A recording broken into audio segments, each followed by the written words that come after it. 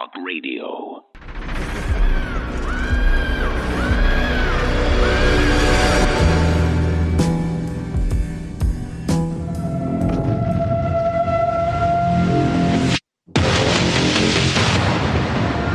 The war on information has reached its next inevitable higher perch. The impending Streisand effect, resulting from the unrelenting childish lawfare waged upon a former president of the United States and InfoWars, has finally reached adulthood. Told everyone that the Justice Department appointed individual, because the feds can intervene in a case, like it's Enron or something, like I'm a crook, and they've been at the depositions and harassed the snot out of me for the last 2 years, looking for all this hidden money and all these crimes I committed. Of course, I didn't. And then they tried it on November 14th and said they had the auction. It wasn't an auction. And the judge said it wasn't an auction, and we've been here since then. And I said, I believe the judge will probably do the right thing. It's the court system on trial here, not me.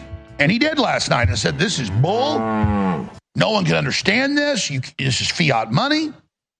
It's exactly what I said to you when this all went down almost a month ago. And I listened to his 25-minute ruling, and I was nervous because he was showing both sides of it. But then he came back and said, this so-called auction was doomed from the beginning. After a 2-day-long marathon hybrid hearing in the bankruptcy court in Houston, Texas, the no-nonsense Judge Christopher Lopez revealed his verdict after he had witnessed months of the weaponization of his courtroom to be center stage for the bidding of those that would ignore the technicalities of a standard live public auction, this time regarding Free Speech Systems, the company behind InfoWars, in favor of sabotage and secrecy. Judge Lopez remarked, "There was no live auction.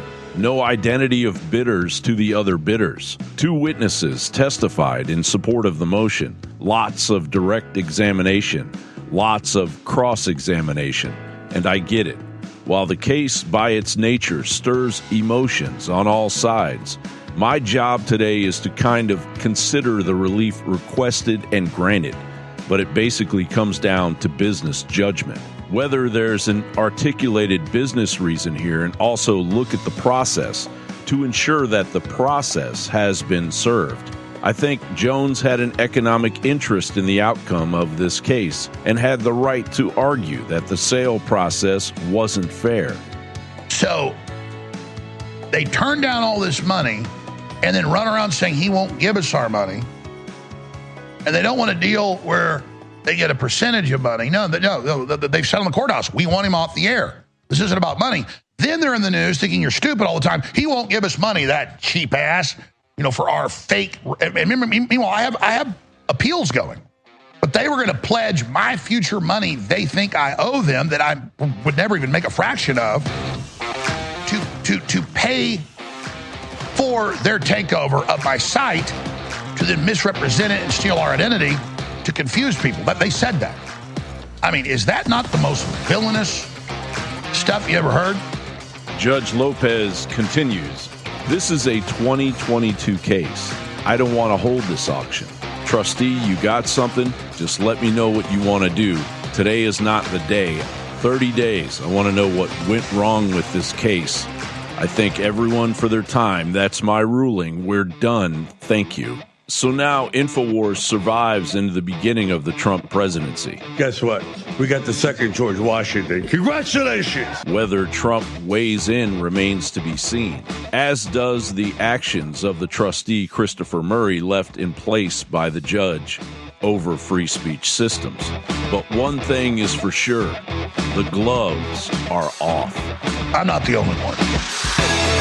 And when the public finds out what the globalists have really done, and they're starting too fast, they're never going to get away with it. John Bound reporting for InfoWars.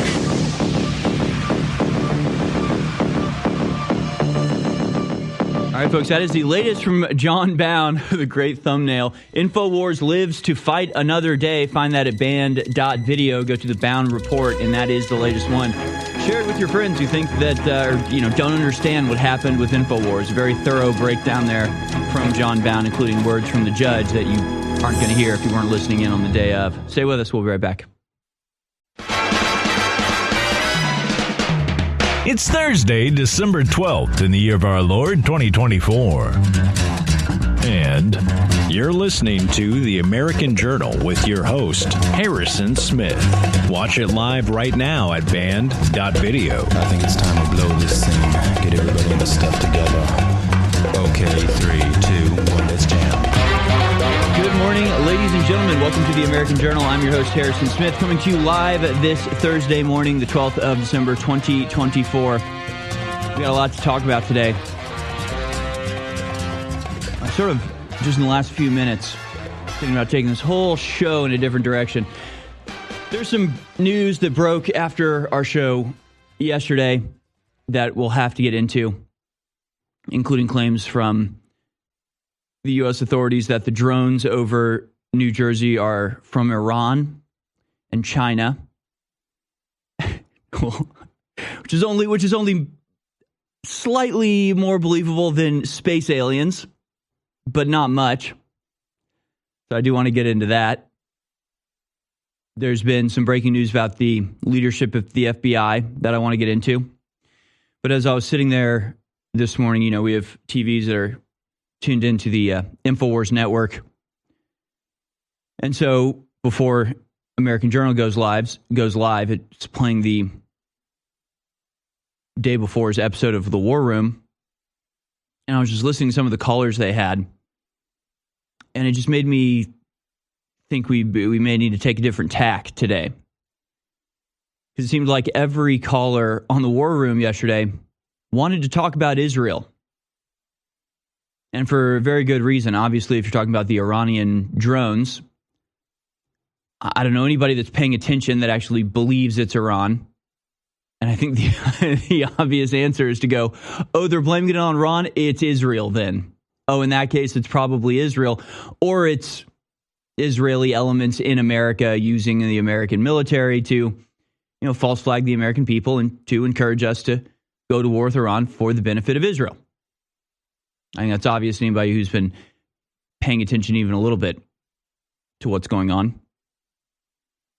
Not like they're Israeli drones. I mean, Israel they don't need drones to spy on Americans. They don't have to resort to anything so heavy-handed. They have Stingray devices outside of the White House, and you have people in every university and scanning the internet with high-tech AI on a continual basis. They don't require drones.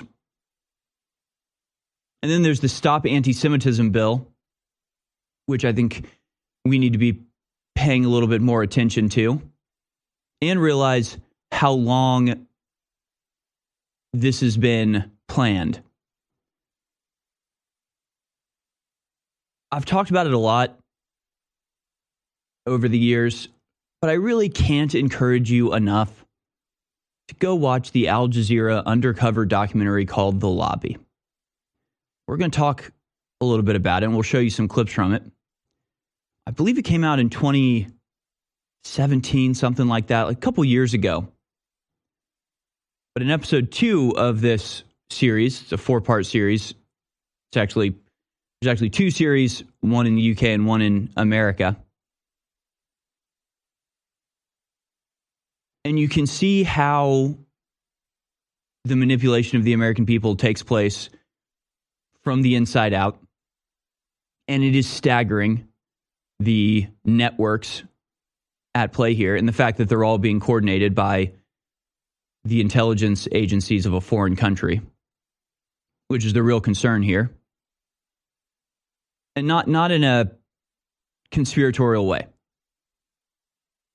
Maybe I'll just have to show you the clips. Because it's people that are Americans, born in America, lived in America, always been American. They're going to college. They're like the president of the student body. And they have a part-time job at the Israeli consulate. And they're on hidden camera describing how they are making reports about what their fellow Americans are doing, sending it off to Israel, and then receiving orders back from the Israeli intelligence, which makes them a foreign spy in the most just blatant way. I mean, by every definition you could possibly imagine. people in America spying on Americans, sending that information to Israel, and then receiving orders from a foreign country to further spy on or interrupt the political activities of American citizens.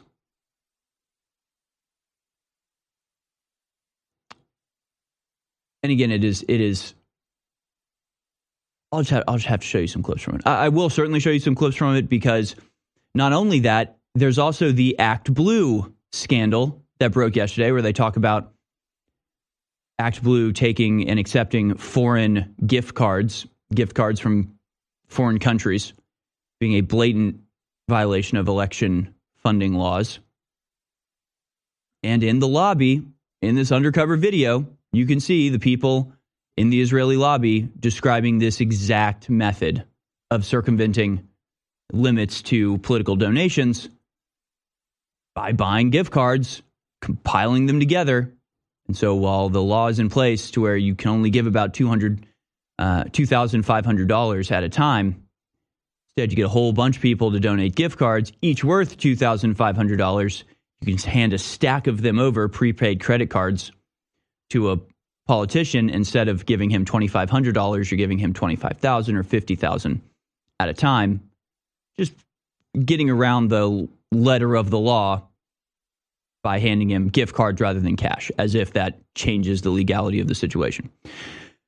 So again, just as I was sitting there this morning hearing these callers into Owen's show yesterday, calling about the false flagging Iran, the concern that a lot of us have about Trump's relationship with Israel.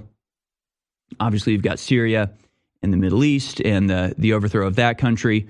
Christians at risk of total eradication from their ancestral homelands where they've lived since Jesus walked around there, for the exclusive benefit of Israel, who has at this point already captured more land, 3 times more land in Syria than the size of Gaza. It's like all of these things are very intimately intertwined, obviously, and have to do with one another. And also, when Matt Gaetz was up for Attorney General, we showed you how the day that he went to visit the Senate, try to sway them to his side, instead ended up pulling his name from consideration.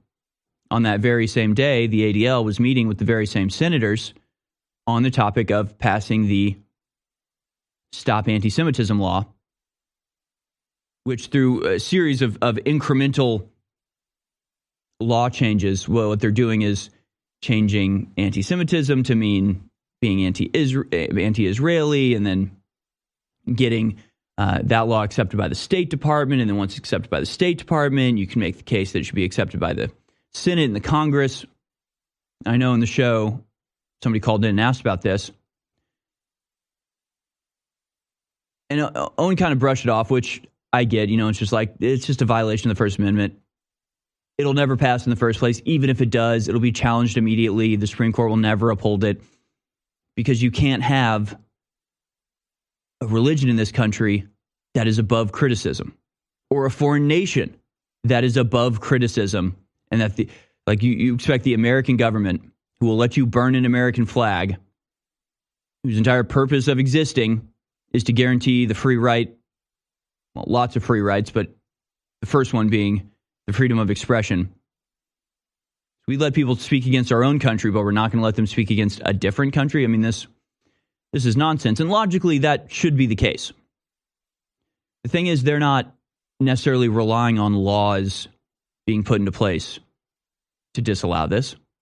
What they're relying on is having oversight of every governmental body in the country and insinuating pro-Semitic intent in everything that branch of the government does. So the Department of Education will have to have somebody who's there, very top, making sure that everything the Department of Education does has some aspect of it that is trying to counter anti-Semitism.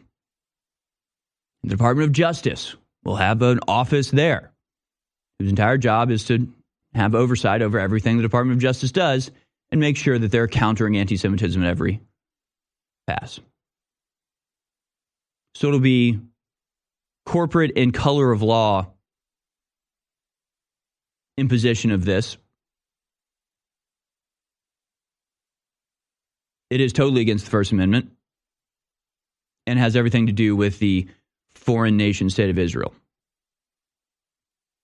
And so I think we need to talk about that. And I think our audience is quite literally calling for us to talk about that. So we'll get into exactly, what that looks like. We'll show you some clips from the undercover investigations that let you know exactly what we're up against and the methods being used to destroy our God-given right of free speech in order to impose some sort of, theocracy, religious theocracy. And I'll just say off the top and from a principled basis, freedom of religion means freedom to criticize any religion. That's what that means by definition. There's this weird inversion where they go, because we have freedom of religion, we have to pass anti-Semitism laws. This is the polar opposite of what religious freedom is. Because think about when the concept was put into place, when the Constitution was written. Also, maybe we need to get into the history of religious conflicts in the UK. It wasn't even the UK at the time, the British Isles. And the fact that there were bloody civil wars fought between Catholics and Protestants. And the whole idea was, in America, we're not bringing that here. We're not going to have any of that here, where they're burning people at the stake and just, crucifying people and hanging 1,000 Protestants for daring to disrespect a shrine. We're just no, we're not doing any of that. The government's not going to have a say in this. They're not going to put their foot in it. But also it means that, if somebody wants to come out and criticize Catholicism, criticize the Pope, say they're anti-Catholic, that is their right. That is religious freedom. If you don't have the freedom to criticize a religion, you don't have religious freedom. Not sure that could be any more clear. So we'll have to get into that. Again, I wasn't planning on it, but just listening to the calls from yesterday, and it was at the end of the show, and there were 4 calls in a row that were all about that topic. So that's what our audience wants. We'll give it to them. We have a lot of news to get into, and again, a lot of it ties into that topic. So hopefully we'll be making a good case for why we shouldn't be a Jewish theocracy in a Christian country. This is controversial, apparently. But we'll begin today, as we do every day, with our Daily Dispatch.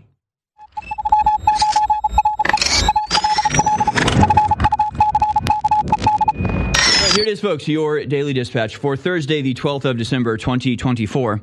Biden commutes roughly 1,500 sentences in biggest single-day act of clemency. President Joe Biden is commuting the sentences of roughly 1,500 people who were released from prison and placed on home confinement during the coronavirus pandemic, and is pardoning 39 Americans convicted of nonviolent crimes. It's the largest single-day act of clemency in modern history. Isn't that nice? Isn't that nice? Criminals got to get out of prison because of the COOF, because of the Kung Fu flu.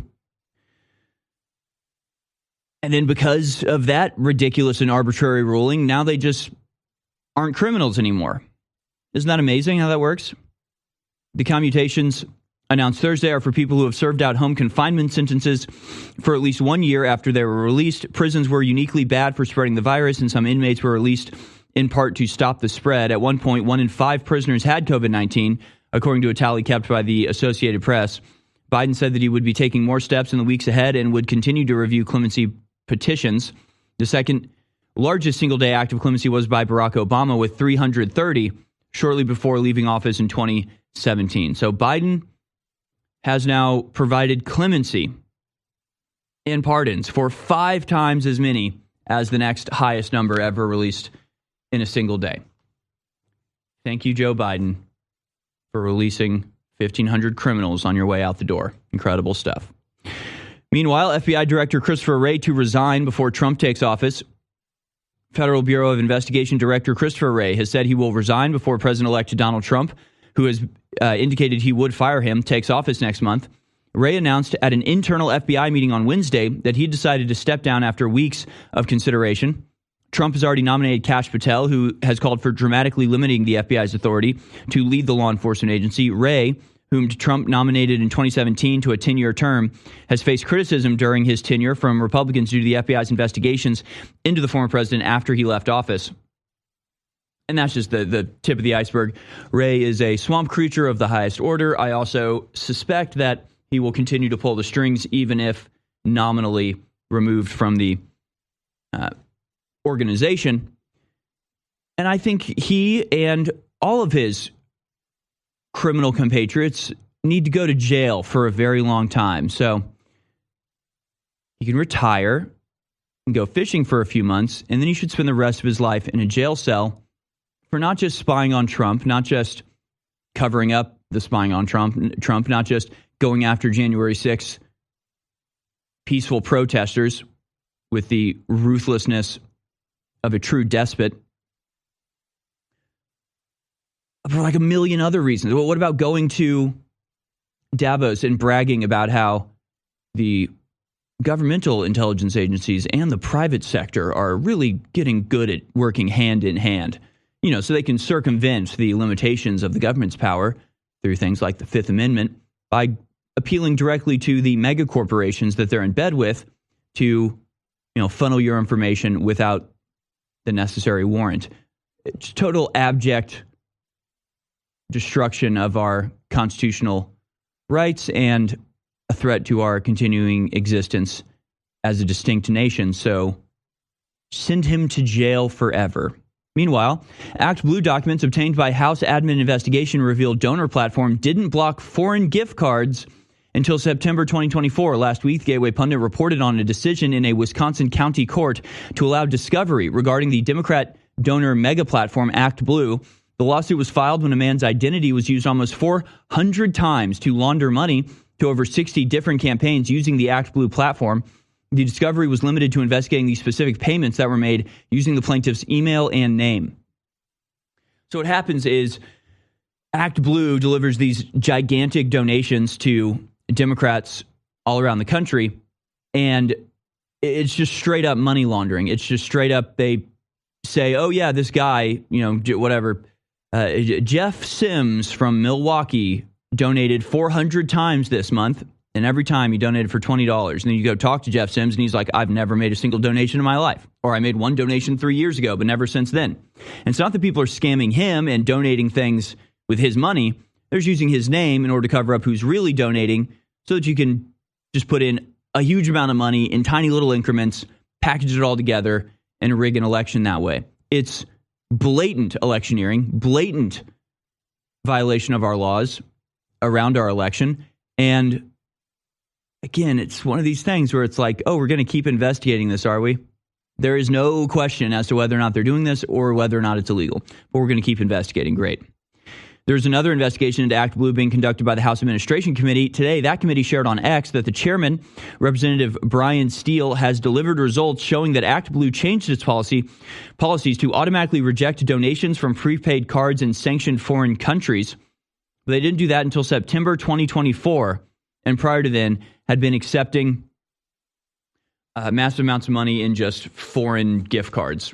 Totally untraceable. Can't figure out who's giving it to them, but they repackage it and donate it to Democrats. So we'll get more into that in just a moment.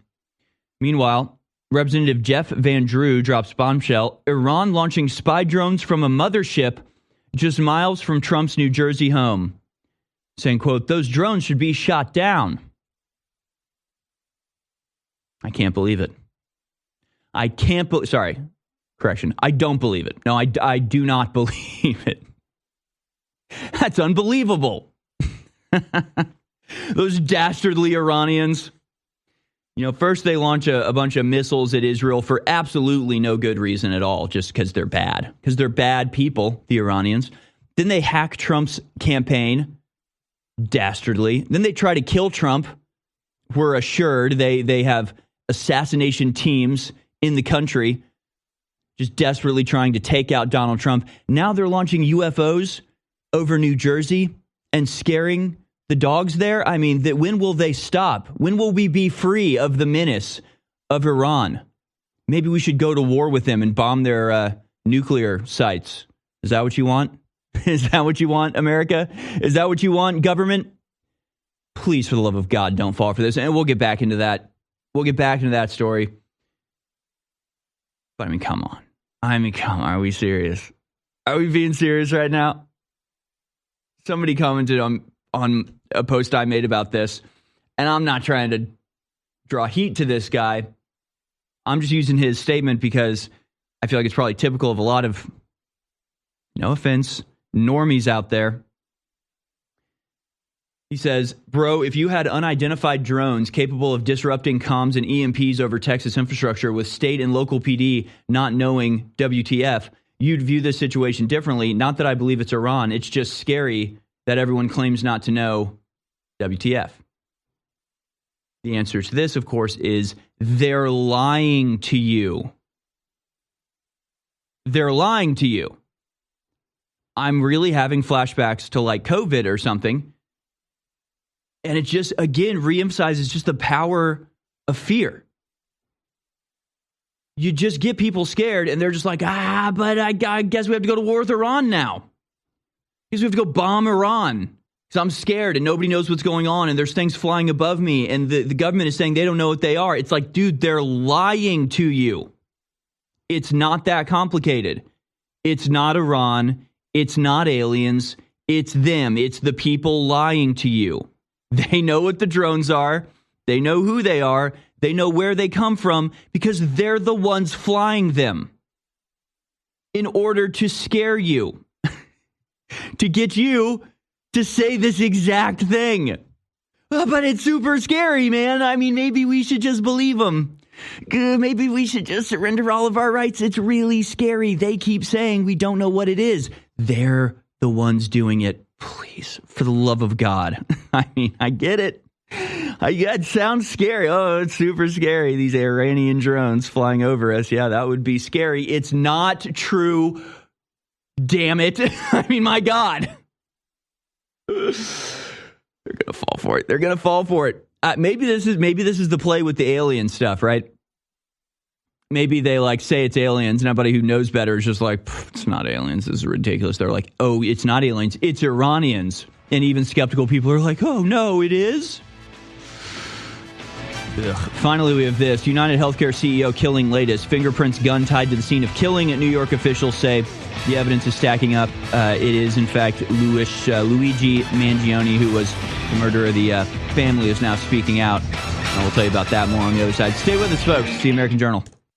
Now, the one thing I want you to do, if I could ask you to do anything for America and Alex and this network and this crew, the one thing I would ask you to do, go to thealexjonesstore.com right now and sign up for Alex Jones VIP Club.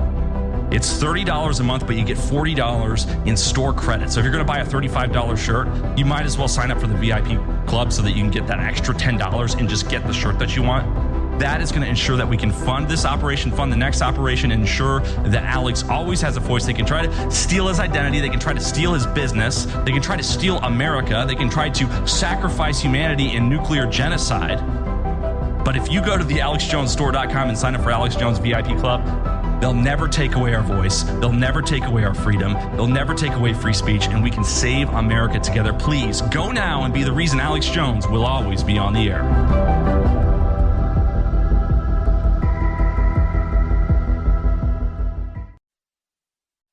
Infowars.com is tomorrow's news today. You're watching The American Journal with your host, Harrison Smith. Oh, holy night, the stars are brightly shining. It is the night of the dear Savior's birth. Oh, when the world is in their mourning, till you appear and the Spirit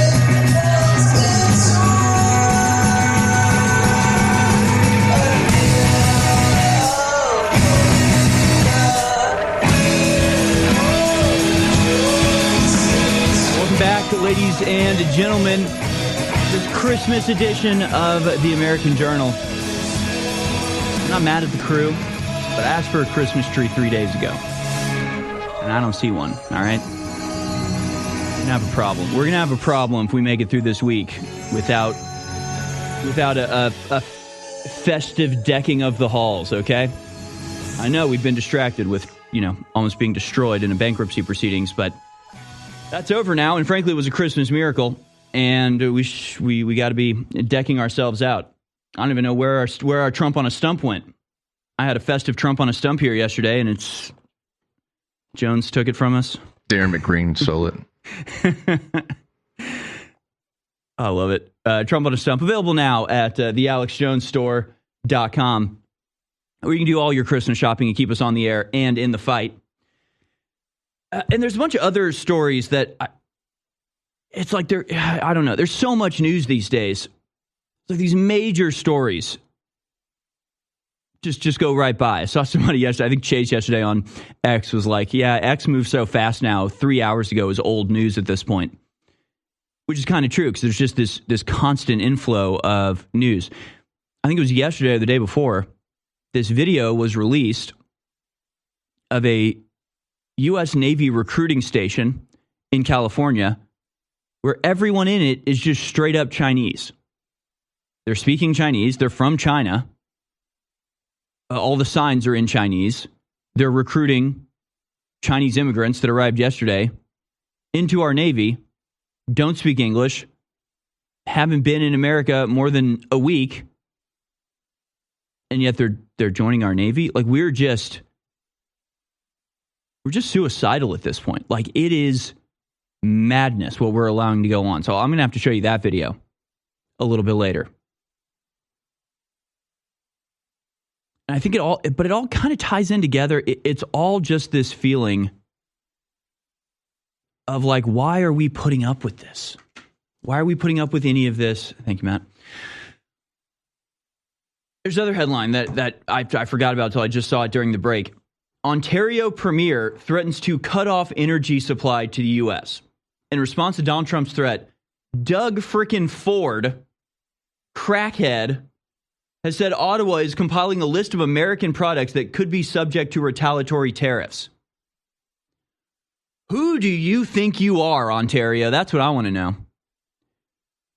Where did you get the nerve to think that you could even suggest a thing like that? Like this is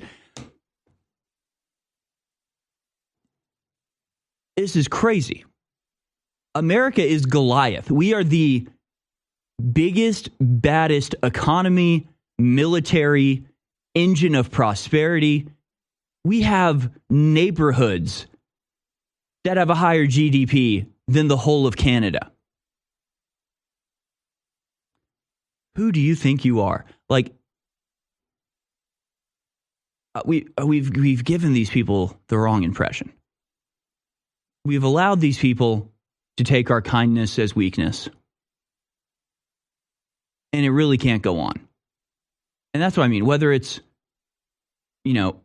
Israel shoving us around like a dog, or China just infiltrating us in just a full-fledged invasion with tens of thousands of military-aged, obviously trained men being paid to come here, live off of welfare as they just establish and coordinate massive networks of stay-behind agents, or whether it's a fat crackhead from Canada threatening to cut off power to American homes in the winter, at a certain point, we need to just go full Bane. The scene from Dark Knight, was it Dark Knight Rises, whichever one has Bane in it, where it's the little guy in the suit going, I'm telling you to do this. I'm telling you right now, I'm in charge. And Bane just puts his hand. His hand is like twice as big as the guy's head. He's just like, do you feel in charge? Do you think I have to go along with this? Or is one of us just clearly the one who gets to decide? And you can it's like the pit bull constantly having his ear chewed by a little chihuahua who thinks that because the pit bulls never snapped him in half, that he must be the more powerful one. After all, he's constantly abusing the pit bull. Right? He's constantly biting his ear and barking in his face, and the pit bull never does anything. So to the Chihuahua's little Chihuahua brain, it thinks I'm the powerful one. I'm in charge. At a certain point, that pit bull needs to just swallow the Chihuahua. Just be done with it. Because they're taking our kindness as weakness. And it's putting us at a massive disadvantage.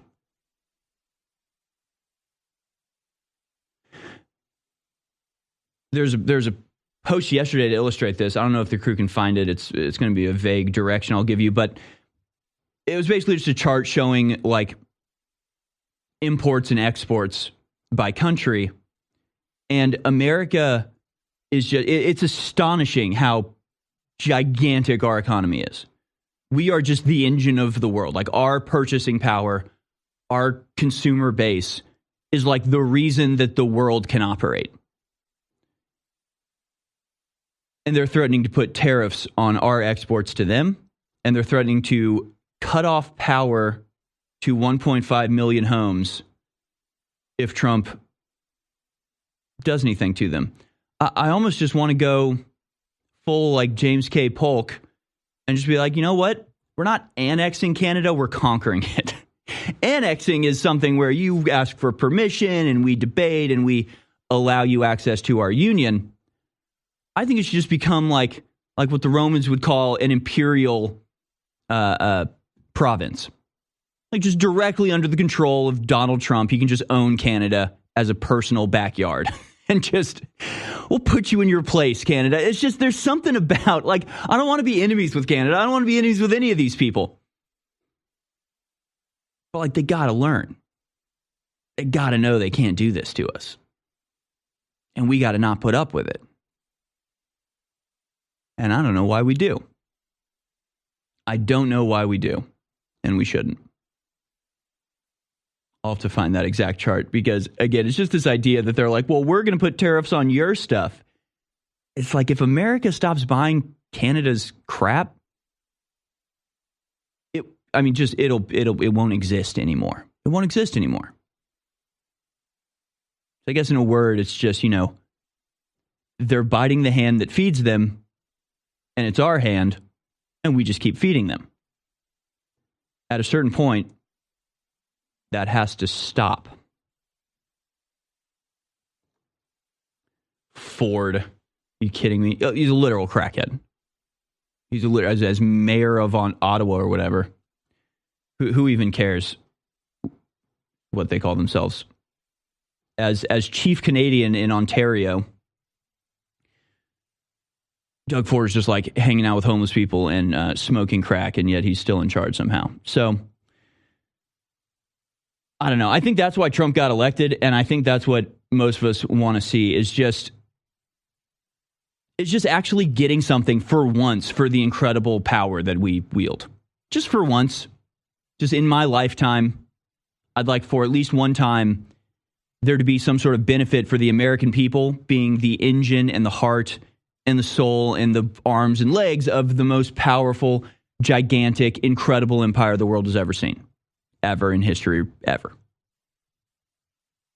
And yet, Ontario is trying to step up to us. Ontario thinks that they can threaten us to let them keep taking advantage of us.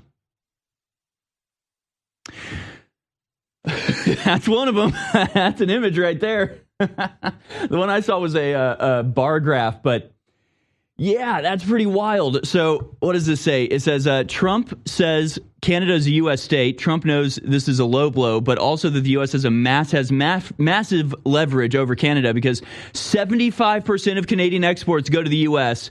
and 56% of Canadian imports come from the U.S. Meanwhile, from the perspective of the U.S., Canada is smaller, around 15% for both. So these are the destinations that I guess Canada is exporting to. 75% of them come to the United States. Do you really want to start a fight with your dad? We're your daddy, Canada.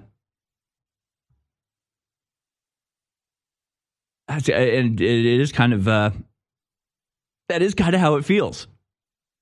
I got to admit, I kind of go through the same thing with my son, where it's, he's 3 years old. He's taking his time getting through the terrible twos. It's been 2 years. He'll order me around. He'll sit there and go, "Dad, do this." I'm just like, "I'm sorry, what? You're 3 feet tall, son. Let's rethink the tone you're using right now." I'm the one in charge. Let's always remember that. America is the one in charge. Let's approach every negotiation with every other country with that idea. Okay? Anyway, we'll move on. But yeah, I really do think this sort of unifies a lot of the stories that we're talking about in geopolitical terms, or immigration, or these negotiations with the tariffs. Why Trump got elected. His whole pitch that he made when running for president. It's like, we got to stop being taken advantage of. We're being made suckers. We're being taken advantage of. We are being screwed over by people who rely on us for everything. So why do we let that happen? We don't have to be mean about it. I'm not sincerely talking about, reducing Canada to a slave state, but we could.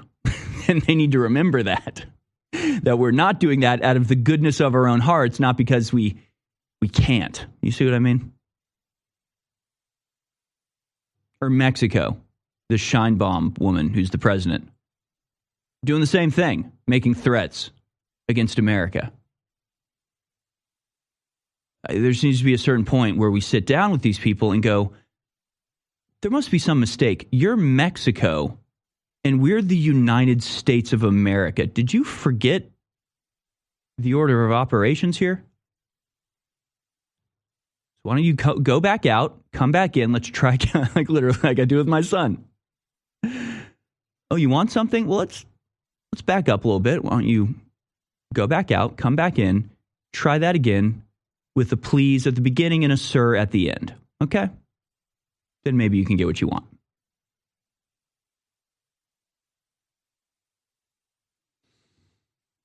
Again, it's not about wanting to oppress people. It's like, it's genuinely not what we want to do. But some of these other countries, man, they're just, it's time for the pit bull to snap its jaws and just let the chihuahua know we don't like our ears being bit. I think that's the analogy. That's the analogy that we need to operate under. Let's go ahead and go to that video now. Clip number 3. This is a U.S. Navy recruiting office in Alhambra, California. Every recruiter is Chinese. The people signing up for the American military are Chinese. They're all speaking nothing but Chinese. The signs are in the Chinese language. It's like they're not even pretending that this is the American military, other than having the symbols, the flag or whatever. But again, you just have to wonder how we got to this point, this suicidal acceptance of this type of crap. And all you have to do is just imagine. Can you imagine China having a recruiting office for the Chinese army staffed by Americans who arrived less than a year ago, with a steady inflow of thousands of Americans a month arriving in China, signing up for the Chinese army, and coordinating with other Americans living off the Chinese state? Like, it's so outrageous. The fact that people can't recognize that, again, is just testament to the psychological priming of the American people. Because when you think about this happening in any other country, it becomes really, really obvious how absurd this is. But here's the video. It is happening.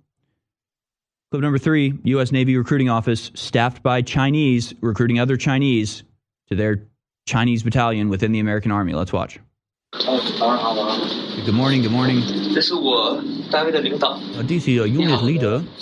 Hello. Just a quick briefing on the PRT and not the actual PK.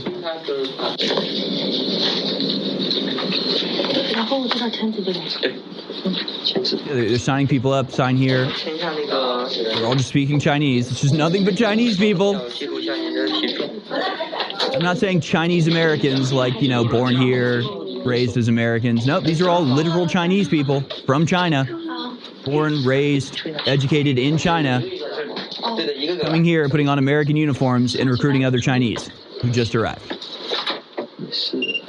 Crazy. It is crazy that we're allowing this. Gain 3 or 4 pounds, others as much as 10. Is that okay? It's okay, but remember, the more weight you gain now, the harder it will be to run when you're in, right? I don't mind gaining weight as long as you're not overweight.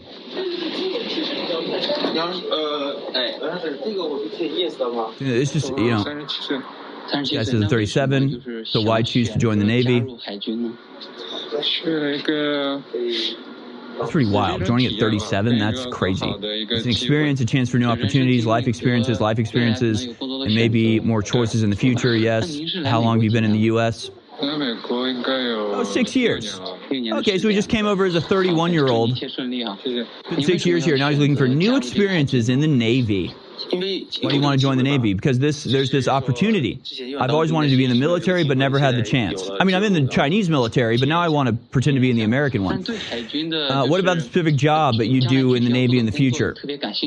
Is there something particularly interested in? Yes, I've already made my choice. What job? Aviation fire control. What do you do specifically? Monitor the radar.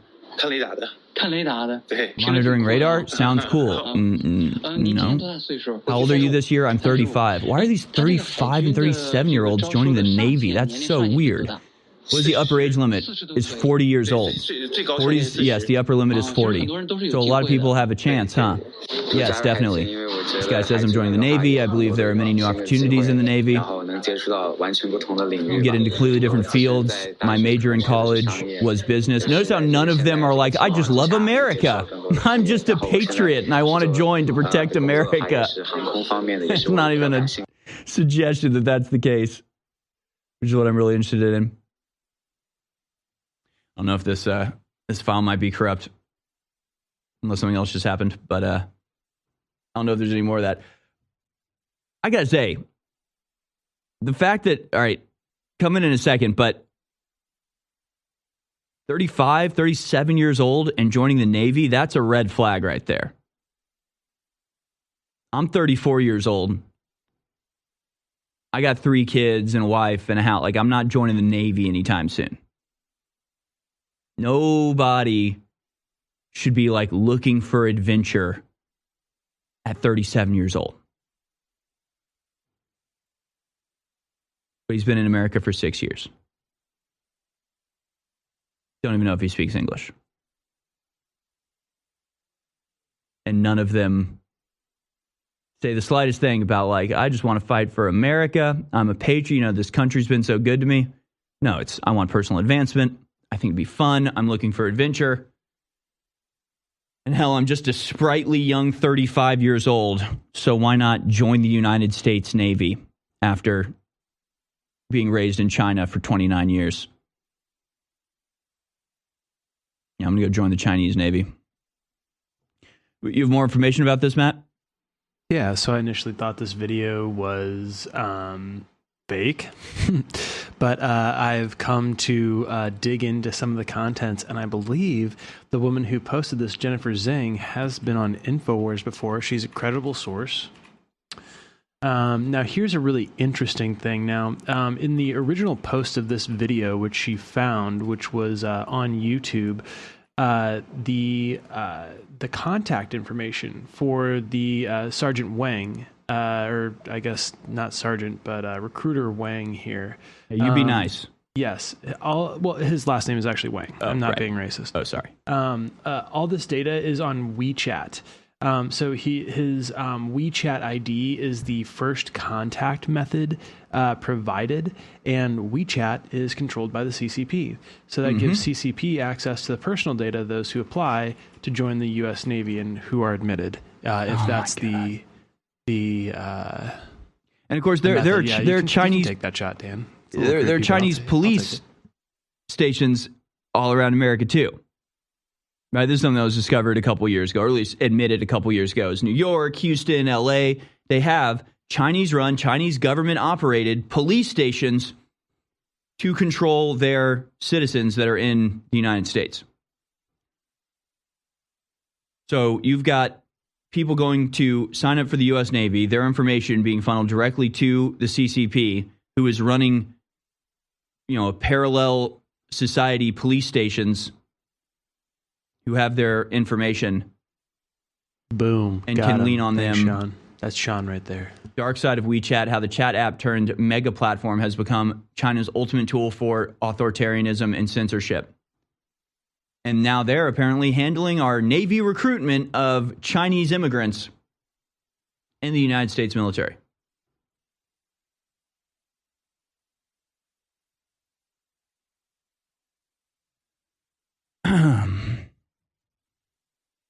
What are we doing here, folks? What are we doing here? What else do you know about this, Matt? Because, I saw it was real. I saw it was, legitimate and only being talked about on, Chinese social media. So it took a Chinese American to expose this happening. But I mean, think about, again, I get that Americans aren't schemers. We don't like scheming. We don't like pulling one over on each other. Like, we understand we have the ability to see the second order effect, and we have just deeply ingrained morality where it's like, you just don't do that type of thing. You just don't screw people over like that. It just doesn't even enter into your mindset. Unfortunately, that makes us vulnerable to people that do think in that mindset. Imagine being the Chinese right now. Your number one geopolitical opponent, maybe not an enemy, but a little bit, certainly ideologically, your opposition. And they are allowing you to run a program where you train Chinese agents in China, you recruit them to the military, you train them as spies, you send them to South America. They are funneled up by America into America. They're given a place to stay, no oversight whatsoever, totally free communications, totally free transportation. And they actually allow you to run a recruitment station in America, recruiting your fellow Chinese immigrants. You're establishing police stations in America. I mean, you must be pinching yourself. It must be the easiest job in the world. Like, just imagine how they're laughing at us. A lot of these people who are being recruited as well, could be people who are defecting from China, who don't like China. So, you can think about it that way as well. I'm sure there's a lot of individual case bases right here. So I wouldn't paint it with such a broad brush, but dude, there's definitely I understand your concern. It's not even about saying that these people are Chinese agents or not. It's about that being a possibility, and therefore you have to treat them all as if they are. You know what I mean? Yeah, maybe, okay, if they're anti-China and they're coming over here to defect, if that was me, I would go, no, you should keep me out of your army because Chinese people will sneak in if you allow this.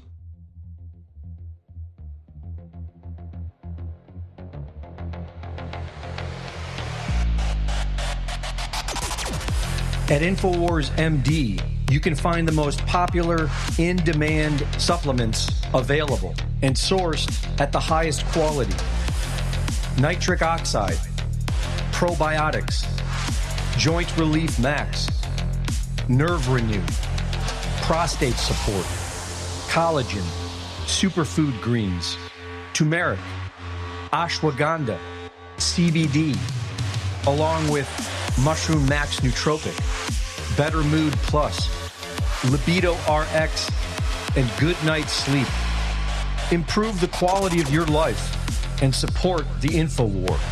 Go to InfoWars MD under Health and Wellness at InfoWarsStore.com.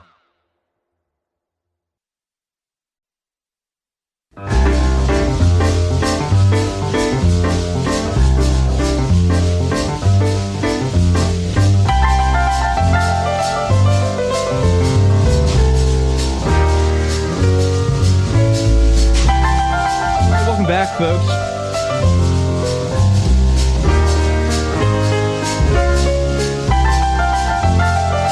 This is American Journal. I'm your host, Harrison Smith.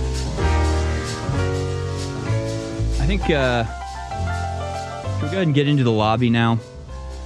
I put episode 2 in there. The whole thing's an hour long. If we could scrub forward to 33 minutes, I'll play a couple of minutes from that.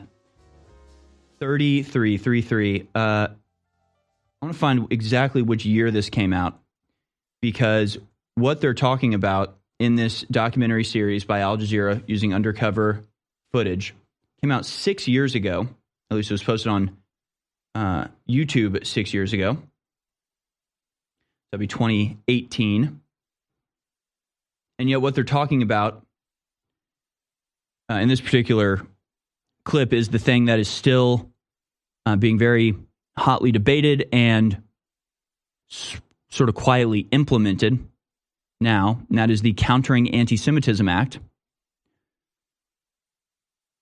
And this is being done step by step, incrementally, basically by first, you get like hate speech laws and hate crime statutes, and then you can, claim that anti-Semitism is hate speech, therefore it falls under that definition and that, legal framework. And then you adopt the International Holocaust Remembrance Association's definition of anti-Semitism.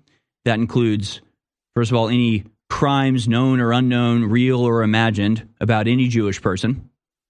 Very dangerously broad restriction on free speech, but also any criticism, legitimate or otherwise, on the state of Israel, a foreign nation, not America. And so all of these things are being put into place, and Trump adopted some of it. I think it was his State Department that originally adopted the framework and the language of this particular definition of anti-Semitism. And because of that, they felt justified in doing it at the congressional and senatorial level. Remember, it was Matt Gaetz and Marjorie Taylor Greene were some of the only ones to stand up against this, with Matt Gaetz pointing out in a hearing that this would functionally, literally, explicitly make portions of the New Testament, the gospel of Jesus Christ, illegal, since practically every book of the New Testament references how it was the Jewish leaders who killed Jesus, and that apparently is unacceptable anti-Semitic rhetoric, according to this definition. So this is probably a main reason that Matt Gaetz was not permitted to become Attorney General, and said somebody who's very, very favorable to this definition, Pam Bondi, was put in place instead. I'll have to wait. I'll play that clip from the lobby in just a second. But if you search it right now, you're not going to get a lot of headlines about the Countering Anti-Semitism Act. But there's another point in the lobby series where they talk about the way that they get things passed and get things through the American government. And they don't allow themselves to be pulled in all sorts of different directions. They have one thing that they're pushing at that one time, and all the organizations, the networks upon networks throughout the entire United States all align on this one issue to the exclusion of every others. At the time when the lobby was being filmed, this was the Iran deal. They wanted the Iran deal destroyed. They didn't like it. The nuclear deal that Obama made. And so it was like, we don't care what else you believe. We'll support the politician that most aggressively goes after this Iran deal. That was 6 years ago. And of course, they got it. They got it pulled and got it removed. Now they're on this new agenda, the Countering Anti-Semitism Act, the wholesale destruction of the First Amendment, bipartisan attack on your free speech when it comes to our quote-unquote greatest ally, the genocidal state of Israel.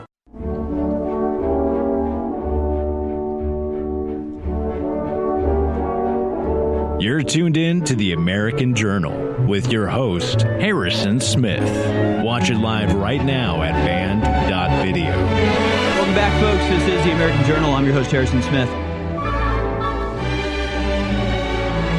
There's something that happens that makes political discussion just always more difficult, especially when it comes to geopolitics and international concerns. And that is that people seem incapable of like holding two different concepts in their heads. And we just played a clip and went on a big rant over the whole last 30 minutes of the last hour about China, infiltrating America, setting up recruitment systems. Now, there will be people out there that see all of this happening and yet still will think that by talking about China, it means that we're somehow covering up for the Jews. This always happens. It's like, do you not understand that, Israel messes with America. Israel has too much control over our government. And China is also an existential threat to us. Yes, I'm against what Israel's doing in Syria. I'm against the fall of Bashar al-Assad and the danger that poses to Syrian Christians and the chaos that part of the world will now be thrown into.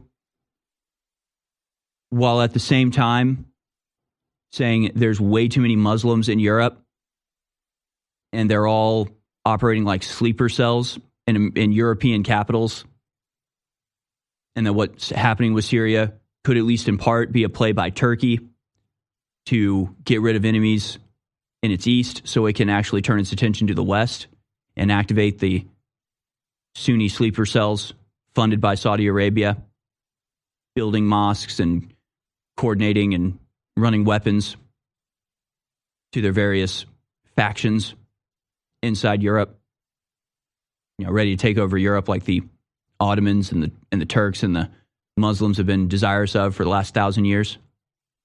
Do you understand that these things are not mutually exclusive? That all of these things can be threats against America, against Europe, against our culture, against our way of life. Like, all of these things are threats. And it transcends the international stuff, too. Like, I was arguing with the Groypers a couple weeks ago. Over Thanksgiving, I was actually having a lot of fun arguing with the Groypers about marriage and wife jack and all this stuff. And I kept getting, I would say things about my wife, and they would be like, but women are this. And it's like, do you get that I'm not talking about women? I'm talking about my wife. Like, there's this just weird thing where you take something somebody says about a person, you extrapolate it to everybody of a particular characteristic, and you say, and you're saying that's about everybody? And it's like, no, I'm not going to talk about every woman like I talk about my wife. What do you not understand about this? Just like if I point out the Chinese Communist Party is probably working to infiltrate the United States military, it doesn't mean I hate the dude that runs the Chinese food shop at the corner. I don't know. It always gets very messy. It's like you're either covering up for somebody or you're not mentioning somebody. So it's the Chi-Coms. It's like, yes, Chinese communists, yes. They're infiltrating America. There's like tens of thousands of them. They're very highly coordinated and, aggressive in their open desire to take over and destroy America. By talking about them, does that mean I'm covering for somebody else now? Does that mean that I'm saying that everybody of Asian heritage is an infiltrator? No. We have to talk about these things with specificity, which is why we use the words that we use. It just makes it all very difficult to discuss. And I think it's a strategy, personally. I think it's a strategy people use to attempt to get you to, back down in your position or, allow for I'm not saying that about all the, it's like, it's an intimidation and confusion factor to get people off the point. We're going to stick to the point. The point is America is just being torn apart, chewed apart, inside and out by a variety of malicious foreign actors in our government, in our military, being funneled into our country by the tens of thousands, or in foreign nations just taking advantage of us from afar. And the people in our government that are either complicit in it, ignorant of it, going along with it because it benefits them, or because they have some sort of ideological or ethnic compulsion to be more loyal to their group than the country they're supposed to serve.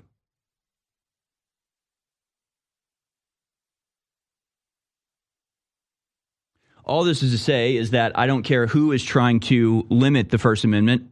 I'm against it. In this case, the primary enemies of the First Amendment and free speech and religious freedom as we know it is the Jewish lobby, the Israeli lobby, the ADL, AIPAC, and the just massive, unimaginably complicated and powerful network of NGOs operating in coordination under the direction of a foreign government, namely the Israeli one. And again, that's what you see when you watch the lobby. And I'll bring in some more clips to illustrate that. But first, I want to go to this clip. We'll play a couple minutes of it. It's about 33 minutes into the second episode. This is, again, from 6 years ago. And this is the exact same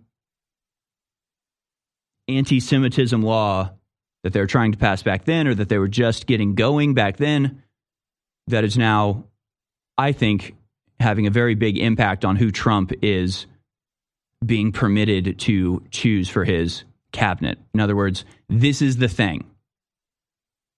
Schumer's bid to add Anti-Semitism Awareness Act to NDAA defense bill fails. This was the 2025 National Defense Authorization Act, released Saturday evening without the anti-Semitism bill, following opposition from House Speaker Mike Johnson. When was this from? What's the date on that article? Is that super recent? December 9th? That was like 2 days ago? Yeah, okay. Yeah, this is the thing they're all pushing right now. This is the thing that the Israeli government has said, hey, things are not going good for us.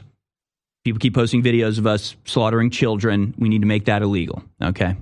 We need to make questioning the actions of our despotic and genocidal government unquestionable on the basis of anti-Semitism. Totally absurd. I hope our audience is not falling for this. But clearly, this is what they're pushing right now. Let's go to this clip from a documentary 6 years ago when they first started to get this message going. Let's watch. Hi. It's great to finally meet you. Really good to meet you. Kenneth Marcus is involved in the lobby's attempt to redefine anti-Semitism in a way that could include criticism of the state of Israel. Right now, the challenge is that there are people who say, you know what, anti-Israel politics have nothing to do with anti-Semitism. Well, you've got to show that they're not the same, but they're not entirely different either.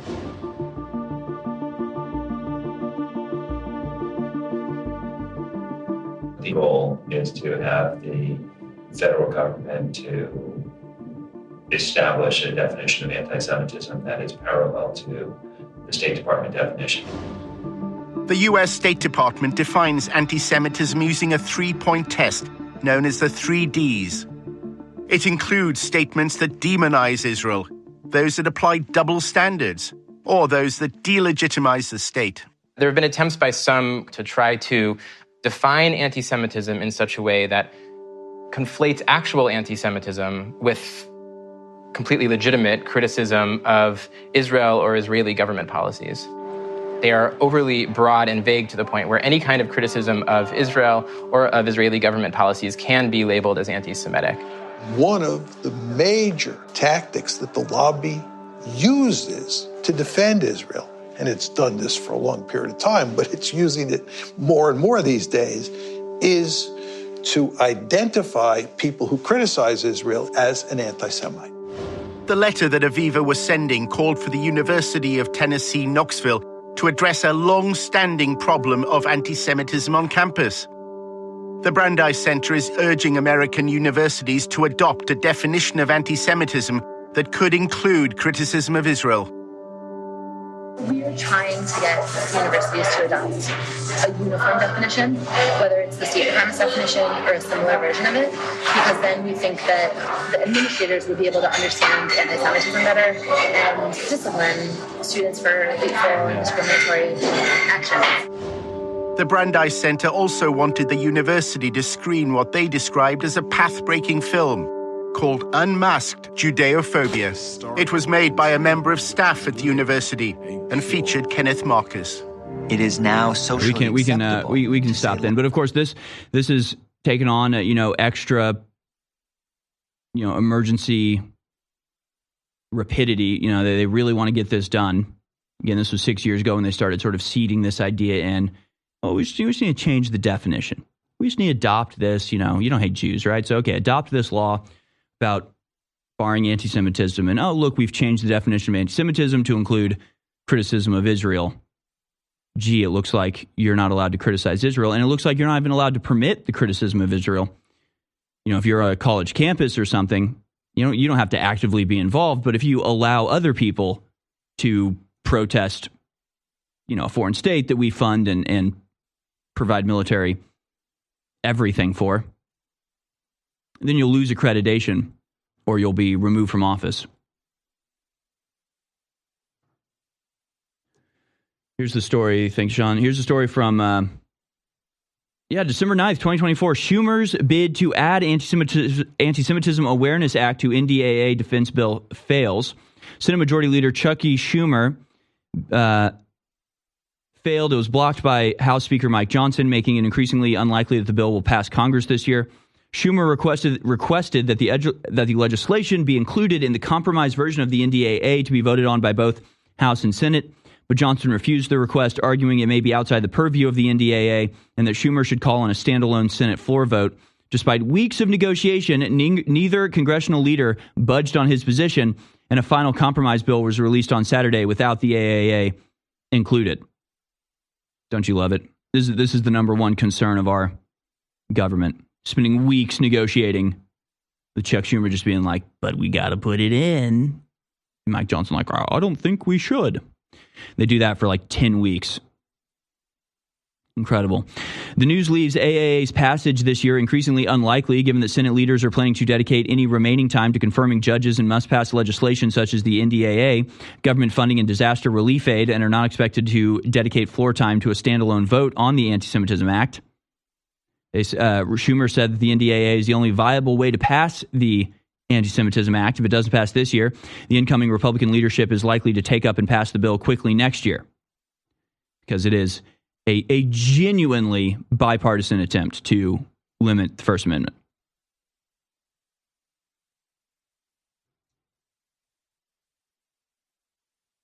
Yeah. One source, this is from Jewish Insider. One source told Jewish Insider last week that the situation has highlighted the Jewish community's great disappointment with Schumer and feeling that he has not been active enough in the fight against anti-Semitism.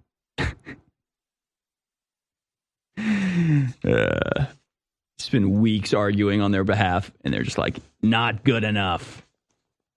Incredible.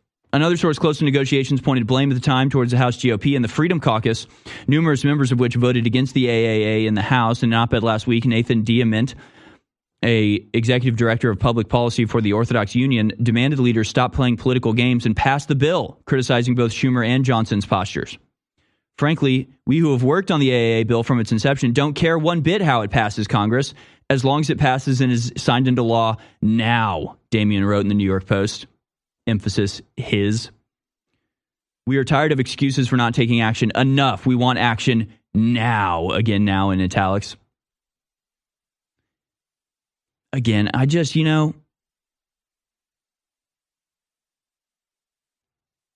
it's taken 80 years of concerted propaganda to get people to the point where they can't recognize something that's right in front of their face.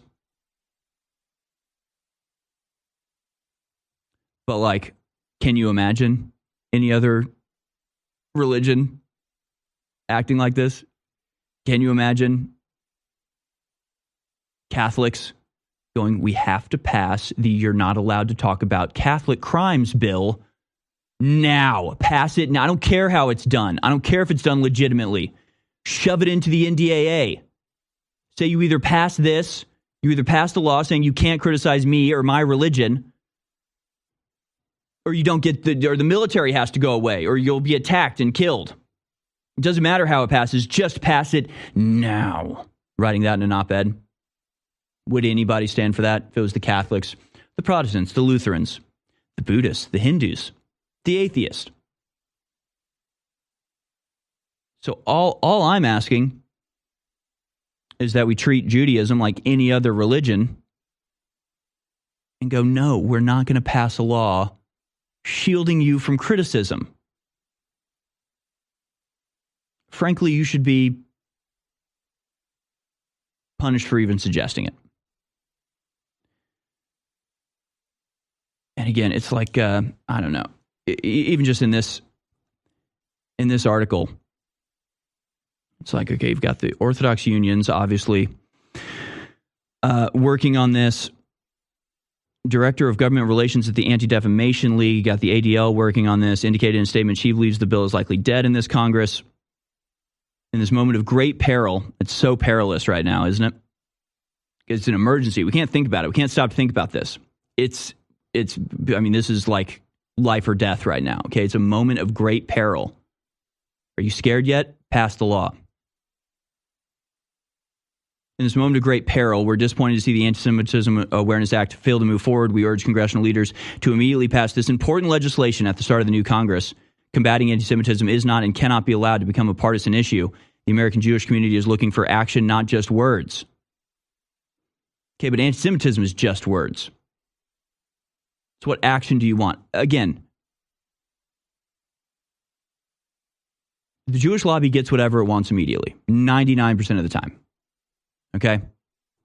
How long was there back and forth about TikTok being a Chinese spy device and Trump was trying to get it banned and it wouldn't even, make it to a bill on the floor, like just impossible, deadlock, bipartisan or, partisan hackery, sniping each other, trying to play one up some shit, but eventually just dies a cold death. And then they realized TikTok has been a main platform for the proliferation of the videos of the genocide Israel is committing. And literally within a week, the bill is not just written, it's passed. It just goes through. They just get it. It's just boom, done. No problem at all. When the American people need like hurricane relief, it's, we can't. This is really too much. Then it's like, but we will build a $300 million pier to serve humanitarian aid to Gaza, and then all we'll do is deliver a bunch of food to the IDF, helped carry out a raid on Gaza that rescues 2 hostages and kills 200 innocent people, and then the pier is swept out at sea, and several $100 million literally washed out to sea. So, priorities, right? Where are our priorities? For years on end, college campuses have spread the most vile anti-white rhetoric from official doctrine, including things even here in Texas, the University of San Marcos publishing in the school newspaper, "Your DNA is an abomination," calling white people genetically evil. The only people who seem to even care about it is InfoWars. We go there with the bullhorn and nearly get arrested. Not a single peep from a single politician. Nobody says anything. They wrote an article that says your DNA is an abomination, saying that white people, all of them, forever and incontrovertibly, are intrinsically evil. They wrote that in a school newspaper, and nobody even complained. We did, obviously, but we aren't in the government. Meanwhile, you have Harvard and Columbia and other, very prominent and Ivy League schools whose students decide that they want to protest the ongoing, active, and readily apparent genocide going on in Palestine. And if the leadership of those schools don't shut it down in total, flagrant violation of their own internal statutes and the law, then they get removed from office immediately. And they come up with a reason, right? TikTok was about Chinese spies, and they got rid of the Harvard president, Claudine Gay, because they fabricated some sort of plagiarism scandal. But no, at the end of the day, if you oppose Israel in America, you get destroyed 99.9% of the time. And at this point, through the incremental development of the concept of anti-Semitism, we're now on the cusp of having the First Amendment eviscerated on the basis of anti-Semitism, and they're pissed it's not just happening sooner. It's not just happening immediately and without question.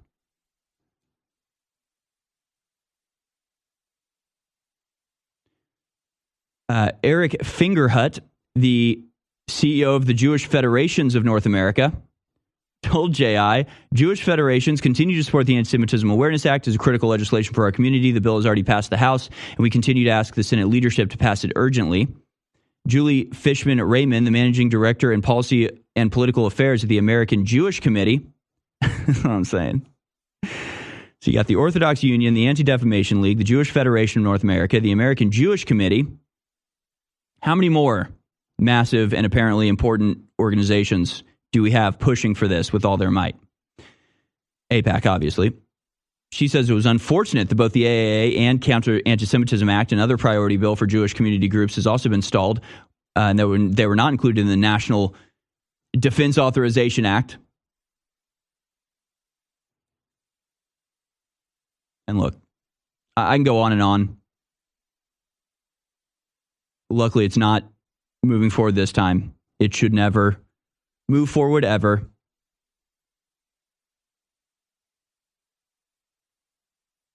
And honestly, I mean,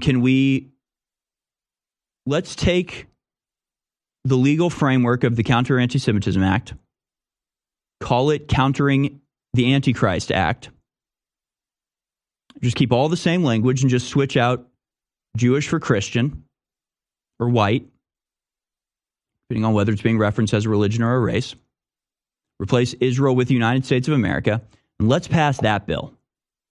Let's pass a bill that makes it illegal at the federal level to question the United States, to boycott the United States, to criticize Christians as a whole or individuals for crimes real or imagined. But we would never do that because we're not a theocracy. But if this bill passes, we will, in form and function, become one. If we aren't already one in form and function already. This is probably the greatest threat to our First Amendment and the greatest threat to world peace in the world right now.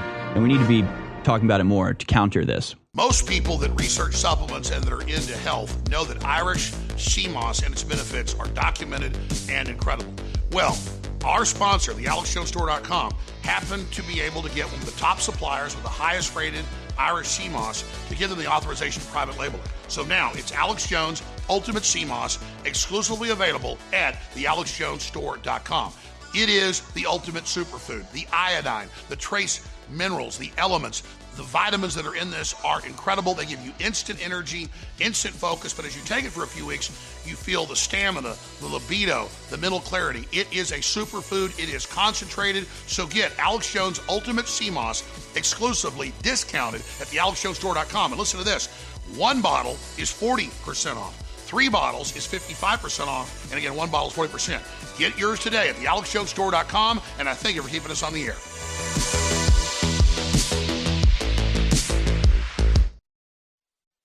Infowars.com is tomorrow's news today. You're tuned in to the American Journal with your host, Harrison Smith. Watch it live right now at band.video. Sha-la-da-la-la. Christmas time. Sha-la-da-la-la. All right, welcome back, folks. This is the American Journal. I'm going to ask you to support us by going to the AlexJonesStore.com. We've been, again, given a brief respite. We'll find out what happens in the next year, sometime early January. No matter what happens, though, whether it's the continuing operation of InfoWars or the breakaway Alex Jones Network, the AlexJonesStore.com is where you go to support this.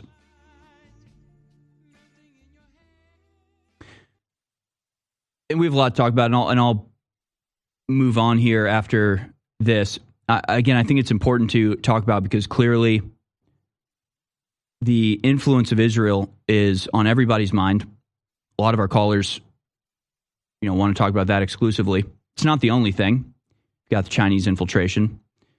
I'm sure Iran is, doing something to it. I'm sure they have people here. I'm sure there's contingency plans in place. Should we, actively go after them? They probably have things set up and ready to go here in America.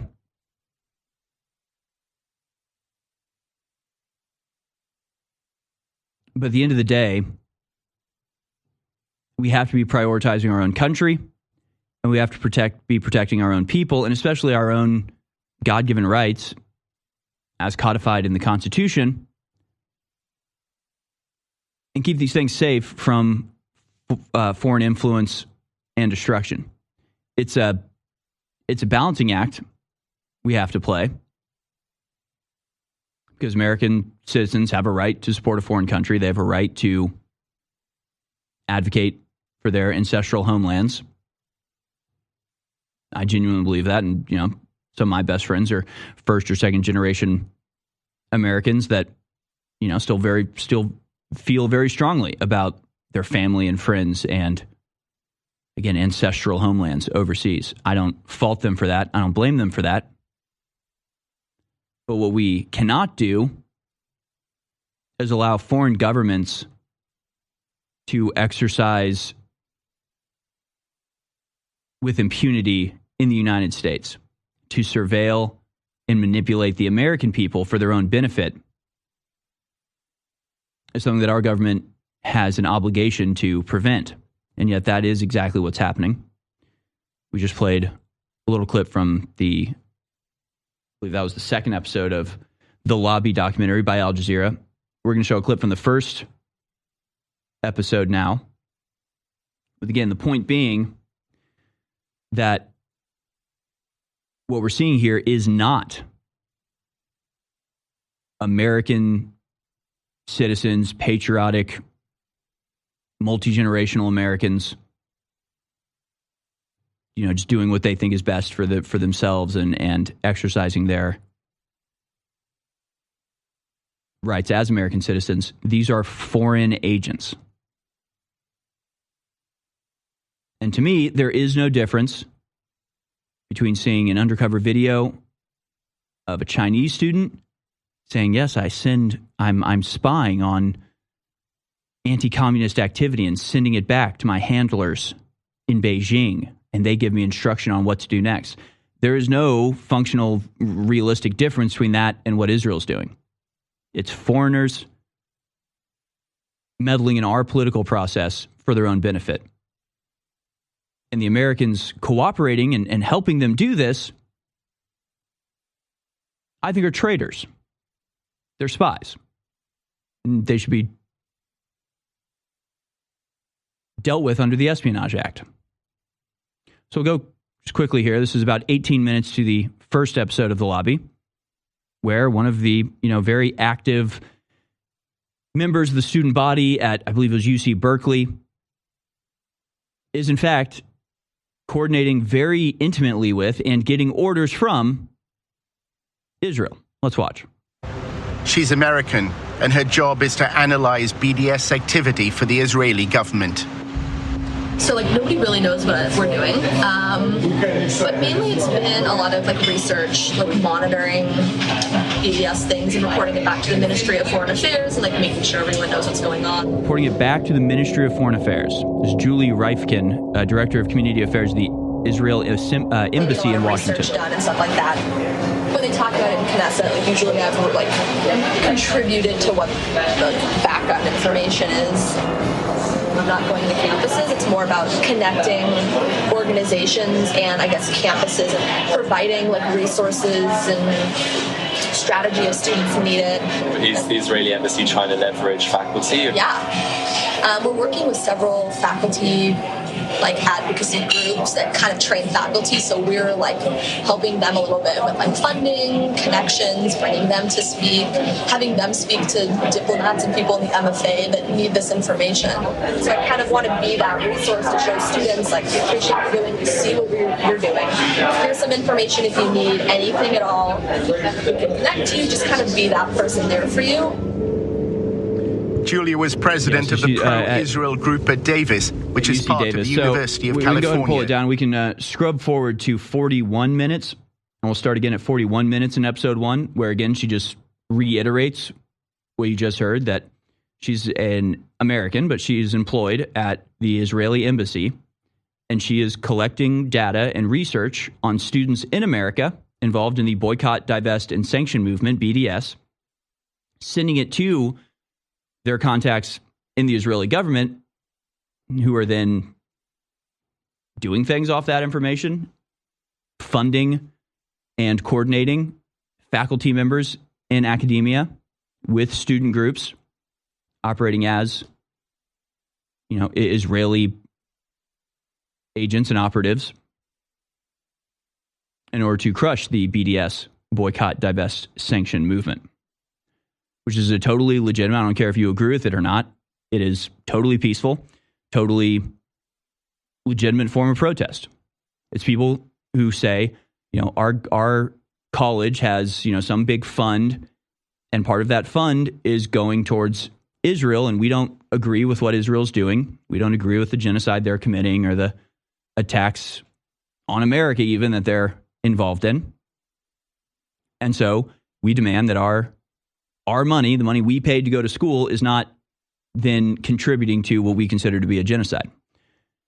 And so they call on their student government or college funds to boycott, divest, and even sanction Israeli corporations.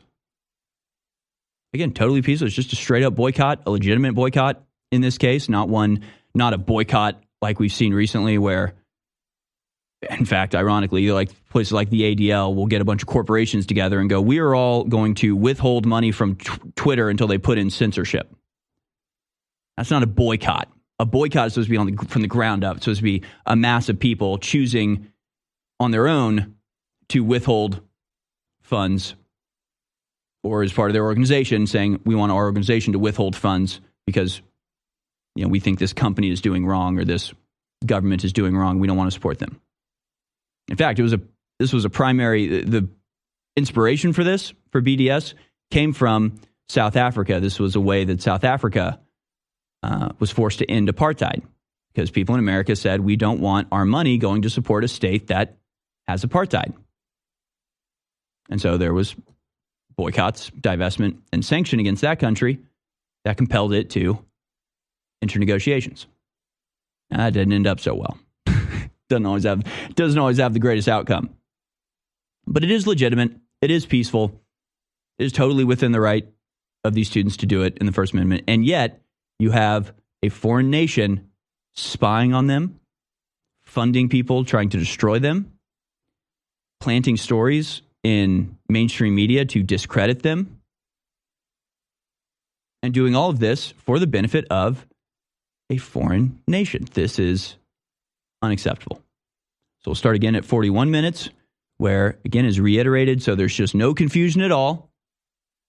This is a program by and for the Israeli government inside America, with Americans acting as spies. Let's watch.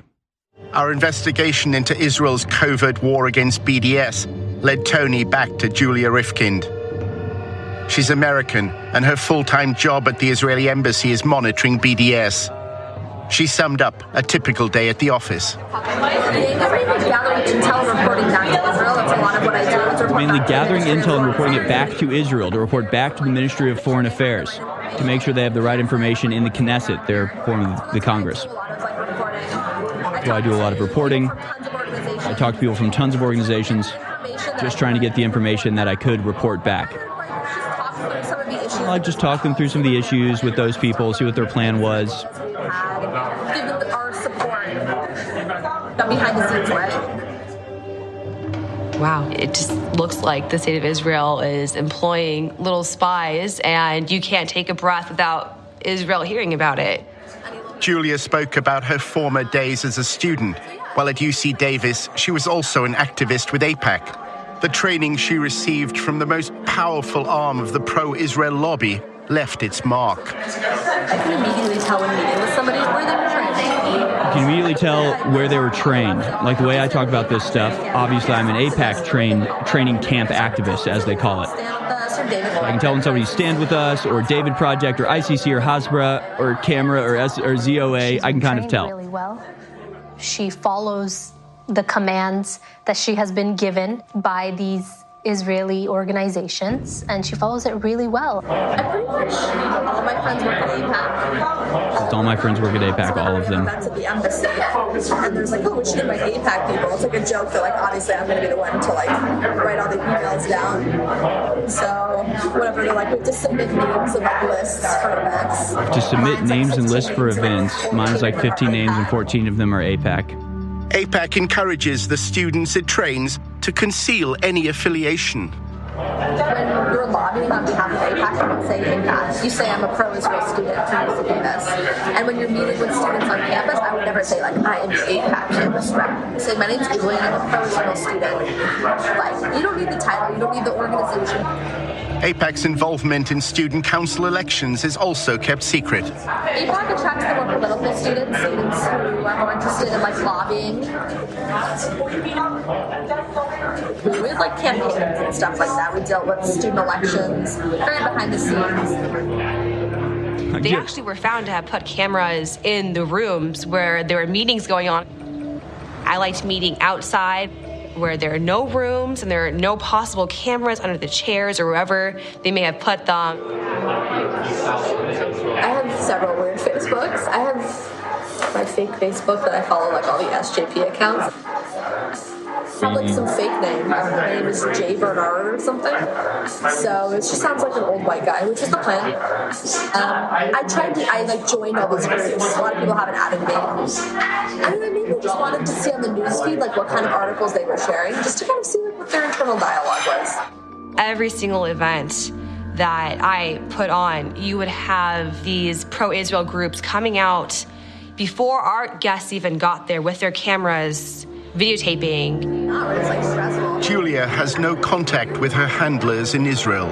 She writes her intelligence briefs and awaits their instructions. I write a report. It says, I write a report, I give it to my boss who translates it. It's really weird. We don't talk to them on the phone or email. There's like a server that's really secure I don't have access to because I'm an American. You have to have clearance to access the server. It's called Cables. It's not even the same in Hebrew. It's literally Cables. I've seen it. It looks really bizarre. So I write reports that my boss translates into the Cables and sends them. Then they'll send something back and he'll translate it and tell me what I need to do. If she believes it's spying on activists to so, okay, we can pull it down. I just want, again,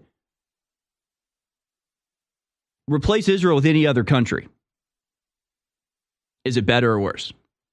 It's no different. It's the same. Something anti-Semitic about this.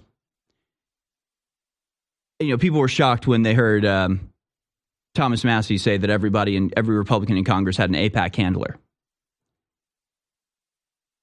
You realize everybody in student council at UC Davis has an AIPAC handler. Like, do you understand how thoroughly integrated into our system this entire foreign spy network is?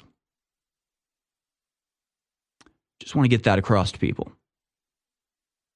You've got women like this, who she's not shy about what she's doing. I mean, they keep it secret. They have to keep it secret, and they don't tell people about their associations or the fact that they are literally taking orders from the Israeli government.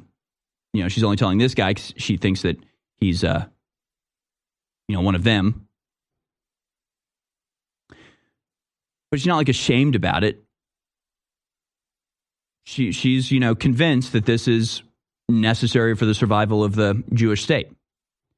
Because if the BDS movement is allowed to get student council spots and the university is allowed to withdraw funding from these corporations, and they're going to take a hit, and that might inspire other corporations to do it, and that might inspire, students graduating to hold these views, and then they might get into office, and then they might stop sending billions of dollars to Israel through the American government, and then Israel will be destroyed. So it's an existential threat that must be snuffed out, this BDS movement. That's the way she thinks, and she's, I believe, sincere in her belief. She's still a spy. She's still a foreign spy operating on American soil, spying on American students for a foreign nation, reporting back to that foreign nation, and receiving orders from that foreign nation. So I just want you to understand. And again, I was talking about it yesterday with the immigration, going, it's impossible to even explain the complexity of some of these networks. And there are like 100 different networks. Talked about the immigration network yesterday with the NGOs and the private corporations and the UN and the federal government funneling people in. And it's massive and just makes trillions of dollars. It's all over the world. Just a huge thing. But that's just the migration network. Then you've got things like the AIPAC network, the Israeli influence network. You've got of equal size, just thousands of people employed all day, every day, in just doing the bidding of Israel in America under the guise of American interests, crushing our First Amendment and manipulating not just our government, but like our universities and everything. And even in that clip, she's like, you can tell where people are trained by what they say. Because you understand they're running training camps. Like every year, hundreds of people are going to these training camps run by, I couldn't even keep track of all the ones she said, AIPAC, Hezbollah, ICC, something about David, Stand With Us. Like all of these organizations have thousands of people. They're running camps where they're training thousands of people on how to discuss these things. And there's video of the training camps in this documentary. It's not good. Yeah, none of this is good. And so I'm sorry, but when I hear that Iran is spying on us, you got to kind of laugh. You got to kind of think it's funny, right? Oh, Iran is flying drones over New Jersey? Really? Really? We'll tell you what, when Iran has a handler for every single member of the Congressional Assembly, then you can come talk to me.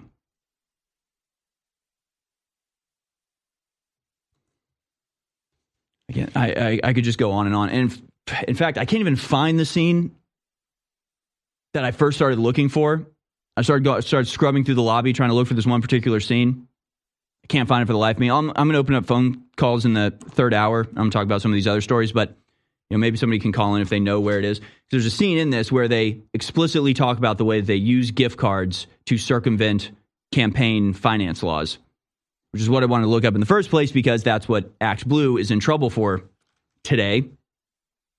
Act Blue donations or documents obtained by House admin investigation revealed donor platform did not block foreign gift cards until September 2024.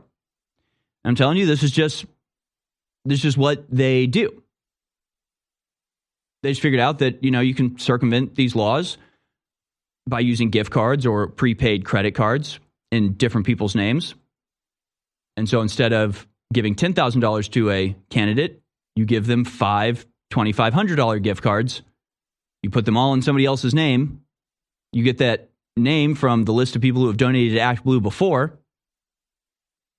And then you're able to circumvent and override the limitations and laws that are there to try in some way to keep our elections a little bit more fair. The lawsuit was filed when a man's identity was used almost 400 times to launder money to over 60 different campaigns using the Act Blue platform. And it wasn't the authorities that discovered this. It wasn't CNN. It wasn't Fox News. It wasn't the people who tell us over and over and continually present themselves as if they are very concerned about the legitimacy of American governments. And, foreign nations like Russia rigging our elections is unacceptable. They know this is going on. They're the ones involved in it. It actually took people like James O'Keefe and other, on the ground independent investigators who simply noticed, hey, gee, these returns from Act Blue show one person on a fixed income donating tens of thousands of dollars over the course of several months, hundreds of times a week. This doesn't make any sense. Then they went out and talked to the people. Have you ever donated to ActBlue? Yeah, maybe a couple years ago. Well, it says here you've donated $20,000 in the last month. Total open fraud. Money laundering. Blatant. Will anybody go to jail for this? I wonder. And this is the type of stuff that, like, if we really had a serious Republican Party, a serious patriotic contingent inside the Congress,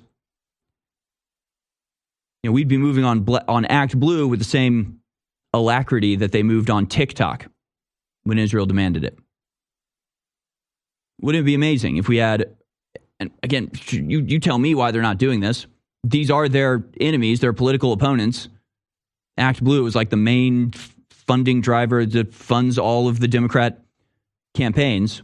So why wouldn't the Republicans just seize on this, leap on it, launch investigations immediately, call in ActBlue people, demand that they testify?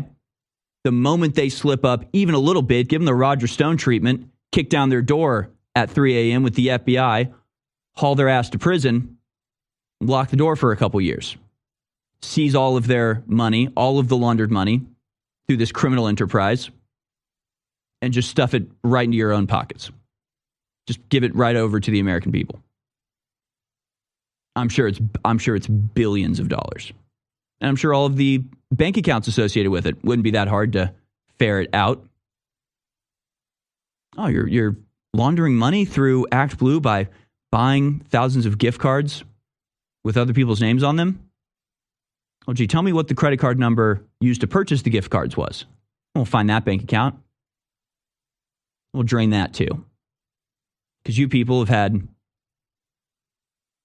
a free ride for too long. You've been getting away with this crap for too long.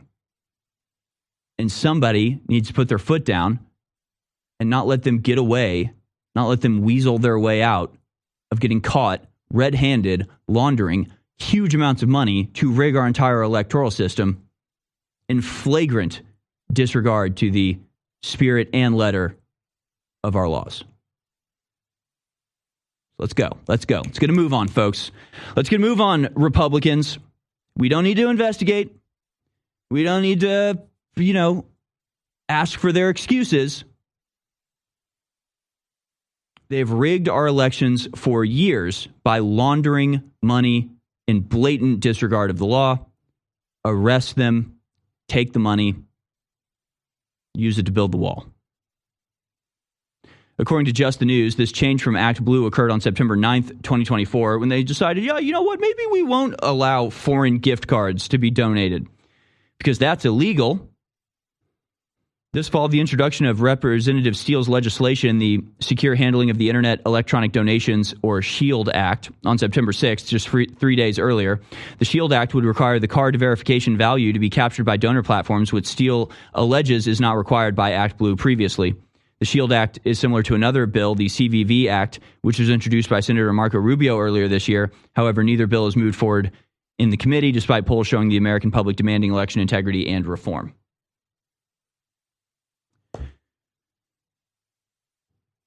We got a big job to do, but they haven't even started doing it. Let's get a move on. Let's arrest these people. InfoWars is listener supported, and we appreciate your donations. But buy a product and support your health too. Nitric oxide is an important chemical messenger in the body.